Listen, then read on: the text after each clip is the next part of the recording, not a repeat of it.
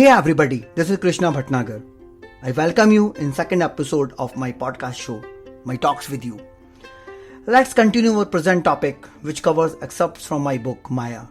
We'll further explore it. A child is born on this planet without any prejudice.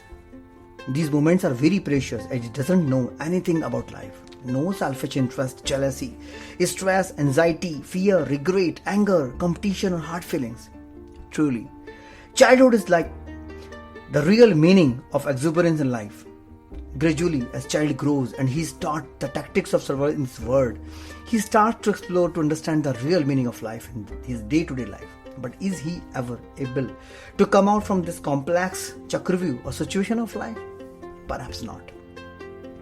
Gradually, he becomes part of this rat race, which gets denser and faster as days passes, and he becomes helpless, like Abhimanyu, who was unfortunately not trained enough. He finds himself in such a situation where he is not able to see anything except winning or losing, or in other words, survival on this planet, just like Darwinwad. Most of the time, although he is declared a winner, he finds himself a deep loser inside.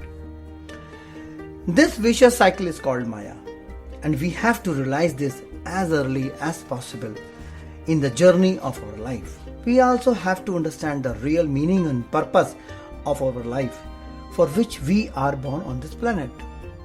Else we find this life very small, and until we distinguish between desire and need of life, it's even over. Trust me, this would not take much time to realize that it has reached at its end, and the best part is that it runs so fast that it crosses before you blink. It would feel as if it was just yesterday.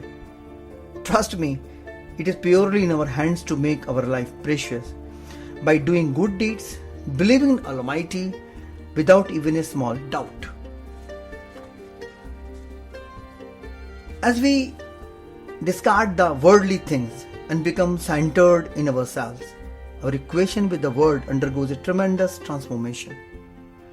It is then we become aware of the play of Maya, the apparent illusion caused by the movement and the appearance of forms and things. We realize that from the creator Brahma right down the pillar, all appearances of materiality is unreal, like objects seen in a dream. Maya is a state of existence, a point of view, caused by the imperfect discriminating intelligence, which is an aspect of Prakriti, the nature, and the nearest in the hierarchy to the pure consciousness. From that limited perspective, we experience duality and plurality. We see the world, but not the consciousness hidden in it and the things that are found in its space, which is responsible for their appearances. Because of Maya, we see ourselves as different, distinct, and diverse, not as individual soul of pure consciousness, but as being made of minds and bodies. We mistake our egos as the souls and our mind as the consciousness, seeking fulfillment through self-promotion and self-preservation, competing for attention and recognition even when such good goals tend to destabilize our minds and inner peace. We seek things in order to fulfill ourselves and alleviate our fears and anxieties. We indulge in selfish action out of desire and habits. As we indulge in selfish action with a desire to get things and reach our goal, we reap the fruits of our own actions and become subject to bondage, births and rebirths. Maya cannot be overcome without a fundamental shift in our awareness and inner conditioning. Where there is duality, the sense of separation, there is Maya. When our minds and senses are active, we remain under the influence of Maya. When we perceive things in a state of duality, we remain in the attention of the Maya, domain of the Maya. Maya disappears only when our minds and senses are fully stabilized and we are able to experience things.